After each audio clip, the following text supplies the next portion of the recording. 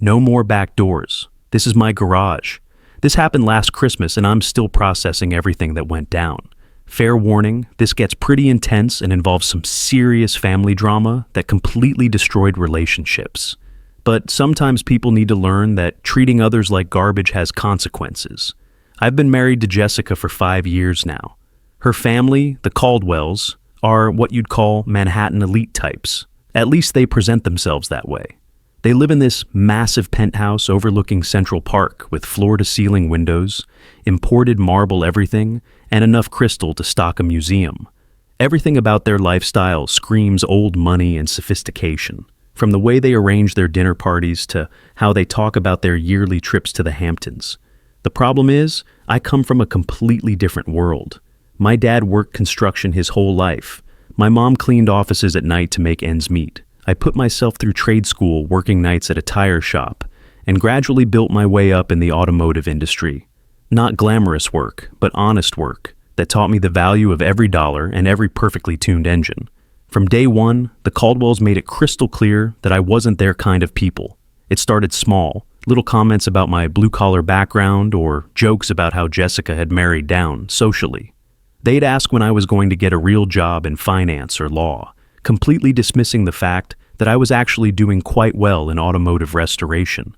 But the real humiliation came during family gatherings. Every single holiday, dinner party, or social event followed the same degrading routine. I'd pull up to their building in my F-150, usually carrying some expensive bottle of wine or whiskey as a peace offering. I'd walk up to their penthouse elevator like any normal guest would, only to have Jessica meet me at the door with that apologetic look in her eyes. "Garage entrance today," she'd whisper, glancing back to make sure her parents weren't watching. "You've been working all day and guests are using the main entrance. You understand, right?" And like an idiot, I'd nod and take the service elevator down to the parking garage, then come up through the kitchen entrance like I was delivering groceries. Once inside, I'd find myself relegated to the utility room while everyone else mingled in their formal living spaces. I'd sit on a folding chair near their wine cellar, eating off paper plates while they dined on fine china under crystal chandeliers. The catering staff would buzz around me, and I'd overhear Jessica's relatives making jokes about the grease monkey who got lucky enough to marry into their family. Jessica's father, Charles, perfected this art of talking down to me without technically being rude. He'd pat my shoulder and say things like, "Keep working hard, sport," or ask if I needed help understanding the stock market discussions happening in the next room. Jessica's mother, Patricia, was even worse. She'd smile sweetly and suggest I might be more comfortable watching the game in the den, rather than joining their adult conversations about art and culture. The worst part wasn't even their condescension. It was how Jessica just let it happen. She'd shrug it off with, "That's just how they are," or "Don't let them get to you." She never once stood up for me, or questioned why her husband had to sneak in through the service entrance of family gatherings. I started to wonder if she was actually embarrassed by me, too. But here's what none of them knew, what they never bothered to ask about during all those years of dismissing me as some lucky grease monkey who married above his station. I own Precision Motors, one of the most successful exotic car restoration companies on the East Coast. While they were busy playing aristocrat and looking down on my simple automotive work, I was quietly building one of the most respected names in high-end car restoration. My company handles everything from classic Ferrari rebuilds to McLaren performance tuning. I've got contracts with collectors who own $30 million car collections, relationships with auction houses like Barrett-Jackson, and a client list that reads like a Fortune 500 directory. My restoration work has won Best of Show at Pebble Beach 3 times in the last 5 years. Cars I've touched have sold at auction for record-breaking prices, with buyers specifically seeking out vehicles with Precision Motors provenance. That beautiful penthouse they're so proud of, I've been secretly financing Charles's classic car habit for 3 years now. His prized 1973 Porsche 911 Carrera RS, the 1967 Shelby Cobra, even that. Mercedes 300 SL Gullwing he shows off at country club events. All financed through my network when his investment firm hit rough patches during market downturns. The irony was perfect. Charles would brag about his automotive expertise at dinner parties, telling stories about horsepower and vintage racing, while his son-in-law, the man eating in the utility room, had actually restored half the cars he was describing. He had no idea his creditor was the same man they made eat Christmas dinner away from their guests. My network in the automotive world stretched from Miami to Boston. Every serious collector, every auction house specialist, every restoration expert worth knowing had my number. When Jay Morrison needed a 1955 Mercedes 300 SL Gullwing brought back to factory specifications, he called me. When tech billionaires wanted their McLaren F1s serviced by someone who understood the engineering poetry behind those cars, they found their way to Precision Motors. I'd built something real, something undeniably excellent, while they'd inherited their wealth and called it accomplishment. The difference was about to become very, very clear. So, last Christmas arrives, and I'm going through the same humiliating routine I've endured for years. I show up with a bottle of aged Macallan, something that costs more than most people spend on rent for 2 months. Jessica meets me at the penthouse door, wearing this silver dress that matches her mother's taste for understated luxury. Her blonde hair is perfectly styled, her makeup flawless, looking every inch the Manhattan socialite she'd always been. "Garage entrance tonight," she says, without even looking me in the eye. "Dad's got important clients from the firm here. You understand the situation, right?" I felt that familiar knot in my stomach, that mixture of anger and resignation I'd learned to swallow over 5 years of marriage. But I nodded like always and handed over the whiskey, our fingers brushing for just a moment before she turned away. I took the service elevator down to the parking garage, my boots echoing in the concrete space filled with their BMW X7 and Patricia's Mercedes S-Class. The irony wasn't lost on me that I'd personally worked on both those vehicles through my restoration network connections. The BMW had needed transmission work last year, and the Mercedes required engine diagnostics when Charles had ignored warning lights for months. They had no idea their grease monkey son-in-law had been the one ensuring their luxury cars ran smoothly. I came back up through the kitchen entrance, past their imported Italian marble and designer everything. The kitchen was already bustling with catering staff in black uniforms preparing elaborate appetizer trays, while classical music drifted from hidden speakers. I took my usual spot in the utility room, loosened my tie, and poured myself a drink from a flask I'd started carrying to these events. The sounds of the dinner party drifted in from the main living area, polite laughter, the clink of crystal wine glasses, conversations about vacation homes and private investment opportunities. I could hear Charles telling some story about his latest golf game, while Patricia discussed the charity auction she was organizing for underprivileged children. None of their guests acknowledged my presence, even though several walked through the kitchen and saw me sitting there, like part of the hired help. A few even nodded at me the way you'd acknowledge a waiter or maintenance worker. Polite but dismissive, assuming I was there in some service capacity. That's when everything started to unravel. I was halfway through my drink when I heard voices getting heated in the main room. Not the polite disagreement of cultured people, but real anger brewing beneath their refined facades. Then I heard Jessica's voice, higher than usual, saying something about inappropriate behavior and family gatherings. I stood up and moved closer to the kitchen door, trying to figure out what was happening without making my presence obvious. Through the doorway, I could see into their main living area, with its panoramic Central Park views and carefully arranged furniture that probably cost more than most people's cars. That's when I saw him. Andrew Lawson, one of Charles's junior partners at the investment firm, tall, perfectly groomed, wearing a navy suit that probably cost more than my truck payment. He was standing too close to Jessica by the floor-to-ceiling windows, his hand resting on her lower back in a way that wasn't appropriate for a family gathering. But what made my blood run cold was how comfortable she looked with his touch, how she wasn't pulling away or looking uncomfortable. She was smiling at him like she'd never smiled at me, relaxed, genuine, intimate. Her body language spoke of familiarity, of a relationship that had developed over time. I pushed through the kitchen door into the main living area, my work boots suddenly loud on their polished hardwood floors. The effect was immediate and devastating. Conversation stopped mid-sentence. Crystal glasses paused halfway to lips. Every eye in the room turned toward me, like I'd committed some unforgivable social crime. The other guests, Charles's colleagues and their wives, Patricia's charity committee friends, looked at me with expressions ranging from confusion to barely concealed disgust. Here was the help, interrupting their refined evening with his presence. "Jessica," I said, my voice cutting through the silence like a wrench dropped on concrete, "we need to talk." Andrew turned toward me with this smug expression, like he was looking at something he'd scraped off his Italian leather shoes. His confidence radiated from every pore, the kind of entitlement that comes from never having to work for anything in your life.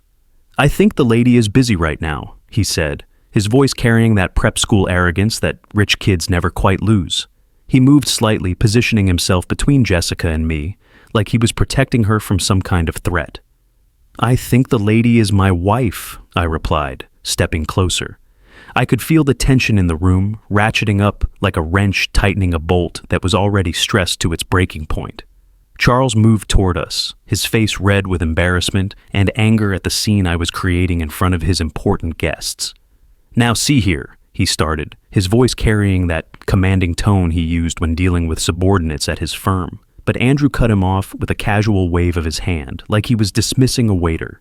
"It's fine, Charles. Someone needs to explain the situation to the help." The help. That word hit me like a sledgehammer to the chest. 5 years of eating in utility rooms, 5 years of service entrances and folding chairs, 5 years of being treated like hired staff, while my wife's family profited from my financial support.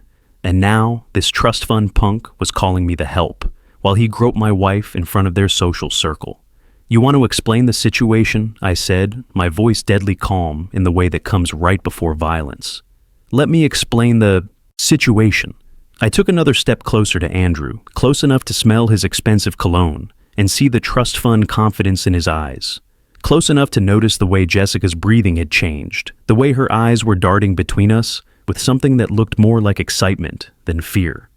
"The situation is, you've got your hands on my wife at a family gathering, and you just called me the help." Andrew actually laughed, a sound like breaking glass in the perfectly appointed room. He looked around at the other guests like he was expecting support from the audience, like they were all in on some joke I didn't understand. "Listen, mechanic," he said, his voice dripping with condescension. "I think there's been a misunderstanding about your place here." That's when I snapped. 5 years of humiliation, 5 years of being treated like hired help, 5 years of watching my wife let her family walk all over me, and now this silver spoon punk was going to lecture me about my place while he had his hands on my wife. I grabbed Andrew by his perfect lapels and slammed him against the floor-to-ceiling windows overlooking Central Park. The sound echoed through the penthouse like a gunshot. Crystal glasses crashed to the floor as people jumped back in shock, the expensive stemware shattering into thousands of pieces across their imported Persian rugs. "My place," I said, my face inches from his, close enough to see the fear starting to creep into his privileged eyes. "My place is wherever I damn well choose to be." Andrew tried to push me away, his manicured hands scrambling for leverage against my work-hardened grip. Then he threw a weak punch that barely grazed my shoulder, the kind of ineffective swing you'd expect from someone who'd never been in a real fight, whose biggest physical challenge was probably choosing between the 9-iron and the pitching wedge. I'd been working with my hands my whole life, building real muscle from actual labor, not some country club gym with personal trainers and protein smoothies. When I hit back, it wasn't a slap fight between stockbrokers. I caught him with a right cross that had 5 years of suppressed anger behind it. Andrew dropped like a sack of cement, blood streaming from his nose onto their imported Persian rug. The crimson spread across the intricate patterns like spilled wine, and I found myself thinking about how much that rug probably cost, more than most people made in a year. The room erupted in chaos. Patricia was screaming, her perfectly composed facade cracking as she watched blood stain her precious furnishings. Charles was shouting about calling security, his face purple with rage and embarrassment. Several of their guests had pulled out phones, though whether to call police or capture video for social media, I couldn't tell. And Jessica was crying, though I wasn't sure if it was for me or for Andrew writhing on the floor. She knelt next to him, her silver dress pooling around her as she tried to help him stop the bleeding with cocktail napkins that turned red in her hands. "You're insane!" she shouted, looking up at me with horror and disgust. "This is exactly why you don't belong here. This is exactly why—" She stopped herself, but the damage was done. There it was. The truth I'd been trying to ignore for 5 years, spoken in a moment of raw honesty that cut deeper than any physical blow. I didn't belong here because she didn't want me to belong here, not because of my background or my work or my education, because she was fundamentally ashamed of who I was and what I represented in her carefully constructed Manhattan fantasy. I looked around the room at all their shocked, horrified faces. These people who'd spent years treating me like I was invisible, who'd made me eat in utility rooms and use service entrances while they celebrated their inherited wealth and called it achievement. "You're right," I said quietly, my voice cutting through the chaos like a knife through silk. "I don't belong here." I walked out through the front door that time, leaving behind the chaos and the blood and the life I'd been pretending was mine. The elevator ride down felt like the longest and shortest trip of my life. 57 floors of reflection, of pieces finally clicking into place, of understanding that some bridges aren't worth rebuilding once they've been burned. Behind me, I could hear sirens starting to wail through the winter air. Whether someone had called police or paramedics, I didn't know and didn't care. My hands were shaking, not from fear or adrenaline, but from the relief of finally being honest about what this marriage had become. I sat in my truck in their parking garage for 20 minutes, just breathing and thinking. Around me, luxury cars sat silent in their assigned spaces. BMWs, Mercedes, Lexus sedans, belonging to people who thought ownership equaled worth, who confused price tags with value. Jessica left that night. When I finally drove home to our apartment in Tribeca, I found her Louis Vuitton suitcases gone and a note on our granite kitchen counter, written in her careful private school handwriting on expensive stationery that probably cost more per sheet than most people spend on lunch. I can't do this anymore. The violence, the anger, the way you embarrassed our family tonight. I'm staying with friends until I figure out what comes next. We both know this has been broken for a long time. She was right about one thing. It had been broken for a long time, but not because of my anger or violence. It had been broken from the moment she decided I wasn't good enough to walk through the front door of her family's gatherings. Broken every time she chose their approval over our marriage. Broken each time she made me smaller, so she could fit more comfortably into their world. The next morning, my phone started ringing, and ringing, and ringing. The caller ID showed Jessica's number, over and over, like a digital heartbeat that wouldn't stop. I let every single call go to voicemail. By the time I counted them that evening, there were 113 missed calls, 113 desperate attempts to reach me as her carefully constructed world began to collapse in ways she couldn't have anticipated. The voicemails started angry, full of accusations about ruining her family and destroying relationships that had taken years to build. Her voice was sharp and accusatory in those first few messages, the tone of someone who believed they were the victim in this situation. But as the hours went by and the calls kept coming, they got more and more panicked. Apparently, Andrew had told Charles some very interesting stories about what really happened at the penthouse. How he'd been pursuing Jessica for months through the law firm. How she'd been meeting him for lunches and drinks that had nothing to do with business. How their relationship had become significantly more than professional. Charles, for all his faults and snobbery, wasn't stupid. He started putting pieces together, started asking questions about Andrew's behavior at the office and Jessica's recent schedule changes. The Golden Boy junior partner was looking less golden by the hour as more details emerged about his unprofessional conduct. Her later voicemails were desperate, full of tears and pleas for me to call back, to talk, to help her figure out how to handle the fallout. But I wasn't answering my phone. I was sitting in my shop, surrounded by $500,000 cars in various states of restoration, trying to figure out how I'd let myself become someone I didn't recognize. My shop had always been my sanctuary. Precision Motors occupied a converted warehouse in Queens with 12 service bays, climate-controlled storage, and equipment that most dealerships could only dream of.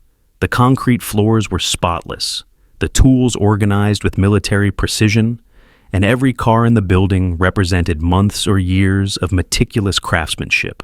I was working on a 1967 Ferrari 275 GTB when everything changed a week later. The car belonged to a tech executive who'd bought it at auction for $2.8 million, then discovered the previous owner had made some questionable modifications that needed to be reversed. Original Barani wire wheels had been replaced with aftermarket pieces. The carburetors had been swapped for modern fuel injection, Every change had to be undone with period-correct parts that cost more than most people's houses. That's when the shop door opened with the kind of authority that makes you look up from whatever you're doing, no matter how focused you are. J. Turbo Morrison walked in like he owned every room he entered. Silver hair perfectly styled, wearing jeans that probably cost more than most people's suits, and that presence that only comes from building an automotive empire from absolutely nothing. J. Morrison was a legend in the car world. Started with a single garage in Detroit 40 years ago, built it into the largest exotic car dealership network in North America. He had auction houses, restoration shops, racing teams, and enough influence to make or break careers in the automotive industry. When Jay Morrison spoke, collectors listened. When he endorsed a restoration shop, waiting lists stretched for years. Jake Martinez, he said, his voice carrying the weight of someone who'd closed multi-million-dollar deals and had celebrity collectors on speed dial. "I've been looking for you." I stood up from the Ferrari, wiping my hands on a shop rag that was probably worth more than most people's daily wages, considering what I'd been touching. "Mr. Morrison, didn't expect to see you here." His grin widened as he walked around the shop, examining the cars in various stages of restoration with the eye of someone who truly understood mechanical artistry. A 1955 Mercedes 300 SL Gullwing, a Lamborghini Miura, a Porsche 959. Machines worth more money than most people would see in a lifetime. "Word gets around in our business," he said, running his hand along the Ferrari's flawless bodywork. "About who has the touch, who understands these machines on a level that can't be taught in any technical school." He stopped at my current project and nodded appreciatively. "You restored Tommy Chen's F40, didn't you? The one that won Best of Show at Pebble Beach 2 years ago?" I nodded, not sure where this conversation was heading. Jay Morrison didn't make house calls to restoration shops, no matter how good their reputation. Men like him had people to handle preliminary meetings, assistants to arrange appointments, entire teams to evaluate potential business relationships. "Flawless work," he continued, his voice taking on the reverence that true automotive enthusiasts reserve for discussing perfect craftsmanship. "But more than that, you understood what that car was supposed to be. Not just original specification, but better than original. That's not craftsmanship, that's artistry." He pulled out his phone and started scrolling through what I assumed were project photos, images of cars that most people would never see outside of museums or private collections. "I've got a proposition for you. I'm putting together a restoration team for my personal collection, cars that most people would never see, let alone touch." He stopped at a photo that made my breath catch in my throat. A 1962 Ferrari 250 GTO, one of maybe 36 ever built, worth somewhere around $42 million at current market values. Even seeing it on a phone screen was like looking at automotive poetry. "This beauty needs a complete ground-up restoration," he said, his voice dropping to almost a whisper. "Original engine rebuild, transmission refresh, bodywork that would make Enzo Ferrari himself weep with joy." I stared at the photo, knowing this was a once-in-a-lifetime opportunity. Cars like this didn't come to shops like mine. They went to established restoration houses with century-long histories, waiting lists measured in decades, and reputations built over generations of craftsmen. "Why me?" I asked, though I was already starting to understand the answer. Jay's expression got serious, the kind of gravity that comes from making decisions worth tens of millions of dollars. "Because I've seen your work, because I know you understand that these aren't just cars, they're mechanical poetry, and because I heard about what happened at that penthouse party last week." My blood ran cold. If word was already getting around about the fight with Andrew, my reputation in any business circle could be finished before it started. Violence at social gatherings wasn't exactly the kind of publicity that attracted high-end clientele. "Relax," Jay said, reading the concern on my face. "Andrew Lawson is a punk who thinks money makes him important. But you want to know something interesting about young Andrew?" He pulled out another photo on his phone, this one showing Andrew standing next to a bright red Ferrari 488 GTB at what looked like a country club car show. That's his pride and joy. Bought it last year with Daddy's trust fund money, takes it to every car show and charity event in the tri-state area. Jay's expression turned predatory in a way that made me understand how he'd built an empire. "What Andrew doesn't know is that his car has been coming to my network for service, Seems the boy doesn't understand that exotic cars need specialized care. I was starting to see where this was going, and I liked the direction immensely. Every time he brings it in, my techs find something new wrong with it. Poor maintenance, cheap parts, damage from driving it like a Honda Civic, Jay continued, scrolling through service records on his phone. Last month, we found evidence of engine oil that hadn't been changed in over 8,000 miles. Wrong viscosity grade 2. The clutch shows signs of aggressive racing on public roads. The implications were staggering. Andrew had been treating a $280,000 precision machine like a rental car, and Jay's people had been documenting every bit of neglect and abuse. "There's more," Jay said, his voice getting quieter. "Andrew's been telling people around town that he's some kind of automotive expert, claims he does his own restoration work, knows engines better than most mechanics." He pulled up another photo, this one showing the engine bay of Andrew's Ferrari. Even from a phone screen, I could see the problems. Aftermarket parts where original should be, incorrect torque specifications on critical components, and what looked like amateur electrical work that could cause fires. The boy's been lying about his expertise and endangering himself and others with dangerous modifications. That's not just embarrassing. That could kill someone. Jay put his phones away and looked me straight in the eye. "I'm offering you the position of lead restoration specialist for Morrison Automotive Heritage. Full access to the most exclusive cars in the world, unlimited budget for authentic parts and materials, and a salary that would make those Wall Street lawyers jealous." The offer was more than I'd ever dreamed of, but I could see there was more coming. "There's just one condition," Jay continued. "I need someone who understands automotive integrity. Someone who won't tolerate the kind of dangerous corner cutting I've been seeing from trust fund amateurs like Andrew Lawson." He handed me a business card with just his name and a phone number embossed in gold. "Think about it, but don't think too long. Cars like the GTO don't wait for anyone." After Jay left, I sat in my shop surrounded by machines worth millions of dollars, finally understanding what real power looked like.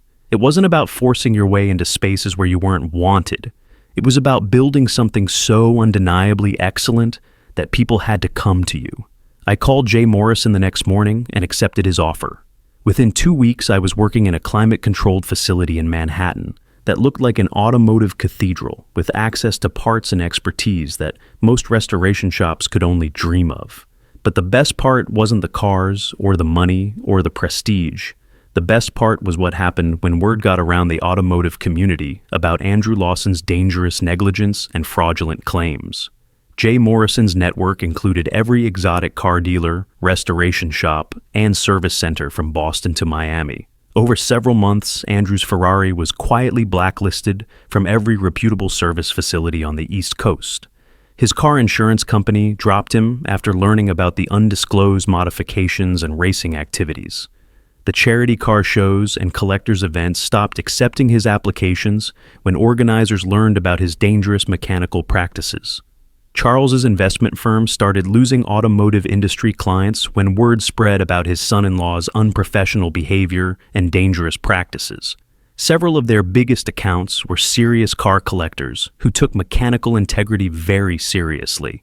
They didn't want to do business with a firm that couldn't control its own people. The Caldwell family's country club membership got reviewed when other members complained about Andrew's increasingly erratic behavior at automotive events. Patricia's interior design business lost several high-end clients who'd heard about the family scandal through their interconnected social networks. A year later, I opened my own restoration facility under Morrison's umbrella, Martinez Heritage Motors. The waiting list for my services stretches 3 years out, with clients including tech executives, entertainment industry figures, and old money collectors who understand that true craftsmanship can't be bought, only earned. Charles lost his classic car collection when the loans came due and his investment firm couldn't cover the payments. Patricia had to close her design business when her reputation among wealthy clients never recovered from the family scandal. Sometimes I drive past their new place in Queens, a modest house with a small driveway. The kind of place where having a pickup truck doesn't mark you as working class. I don't do it to gloat. I do it to remind myself that some people mistake kindness for weakness, expertise for luck. Now, when I host events at my restoration facility, everyone comes through the front door. Because when you build something undeniably excellent, people don't get to dictate your worth. Your work speaks for itself.